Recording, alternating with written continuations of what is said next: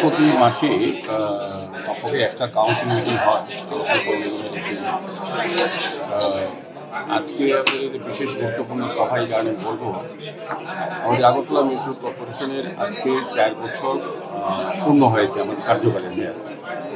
আমরা 2021 সনে 8ই ডিসেম্বর আজকের দিনেই আমরা দায়িত্ব নিয়েছিলাম আগরতলা শহরবাসীকে আগরতলা পৌর নিগমের নাগরিক পরিষেবা প্রদান করার ক্ষেত্রে আমরা 4 বছর শহরবাসীকে সঙ্গে নিয়ে শহরবাসীর যে চাহিদা বা অধিকার বা সমস্যা সেগুলিকে সামনে রেখে আমরা বিভিন্ন পরিকল্পনার মাধ্যমে আমরা শহরকে নতুনভাবে সাজানোর চেষ্টা করছি। আজকে 4 বছর পূর্তি হয়েছে, এই কারণে আমি সমস্ত কর্পোরেটর যারা আমার সাথী, আমাদের কমিশনার আধিকারিকরা যারা রাজ্য সরকারের মুখ্যমন্ত্রী ডক্টর প্রফেসর মানিক সাহা কারণ আমরা সরকার এবং কেন্দ্র সরকার বিভিন্ন প্রকল্পের মাধ্যমে এবং আগরতলা পৌর নিগম স্মার্ট সিটি লিমিটেড পূর্ত দপ্তর নিয়োগ দপ্তরের সবার উদ্যোগে আমাদের শহরকে আবাসিক ব্যবস্থা, আলোর ব্যবস্থা, ড্রেন নির্মাণ, রাস্তা তৈরি করা বা অন্যান্য কাজগুলি যেগুলি মানুষের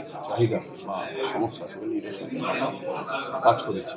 বা আরও কাজ বাকি আছে। আমরা আগামী আরও 1 বছর আমাদের নির্ধারিত সময় আছে আমাদের এই যারা নির্বাচিত প্রতিনিধি, সেগুলি আমরা লক্ষ্য রেখে আমরা কাজ শুরু করেছি এবং কাজ চলছেও।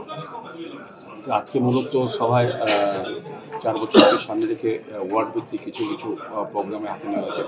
স্বাস্থ্য শিবির করা, রক্তদান শিবির, সাংস্কৃতিক অনুষ্ঠান বা যে শীতবস্ত্র প্রদান করা, এই ধরনের প্রদান করা যে আর্থিক বিষয় আজকে আমরা আজকে সিদ্ধান্ত নিয়েছি। সেই সিদ্ধান্ত মোতাবেক আমরা ঘোষণা করতে চাই যে আমাদের যশস্বী প্রধানমন্ত্রী দেশে নরেন্দ্র মোদীজি স্বদেশি ব্যবহার করার জন্য, স্বদেশী ব্যবহার করার জন্য প্রকল্প লোকের জন্য উনি সারা দেশবাসীর কাছে আবেদন রেখেছেন।